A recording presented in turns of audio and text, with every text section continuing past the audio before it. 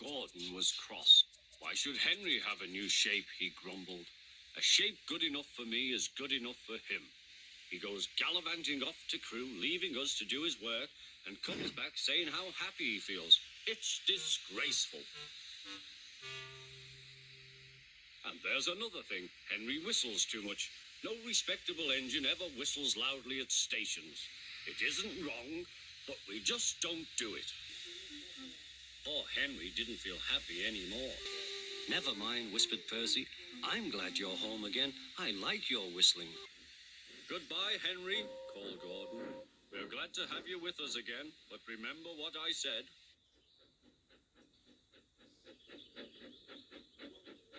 Later, Henry stopped at Edward's station. Hello, Henry, said Edward. You look splendid. I was pleased to hear your happy whistle yesterday. Thank you, Edward, smiled Henry. Shh, shh. Can you hear something? It sounds like Gordon, said Edward, and it ought to be Gordon. But Gordon never whistles like that. It was Gordon. He came rushing down the hill at a tremendous rate. He didn't look at Henry, and he didn't look at Edward. He screamed straight through the station and disappeared. Well, said Edward. Isn't wrong, chuckled Henry, but we just don't do it.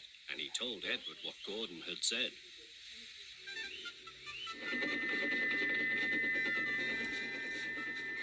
Meanwhile, Gordon screeched along the line.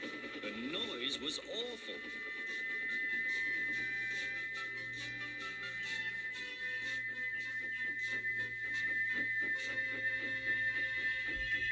At the station, everyone held their ears. The Fat Controller held his ears too. Take him away, he bellowed, and stop that noise!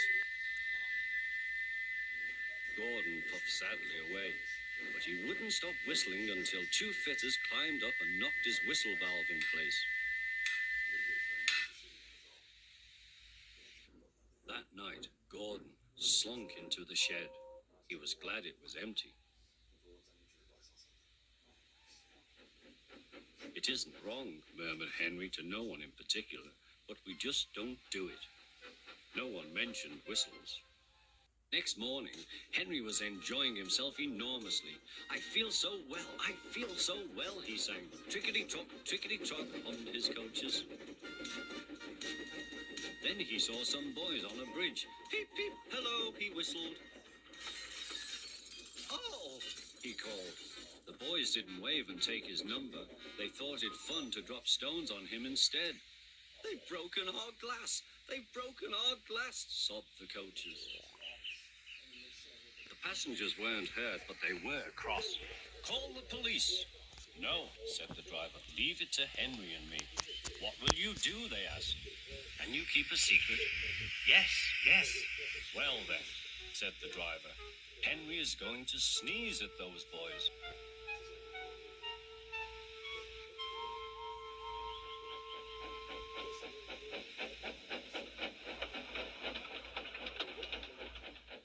Lots of people were waiting at the station just before the bridge. They wanted to see what would happen. Henry has plenty of ashes, said the driver. Please keep all windows shut till we have passed the bridge.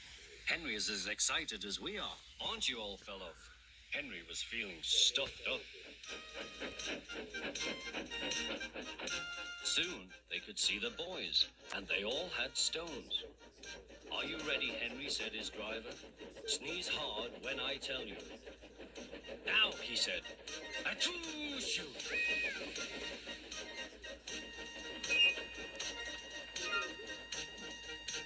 Well done, Henry, laughed his driver. Henry went home very pleased with himself. He had taught Gordon and silly boys a lesson with a whistle and a sneeze.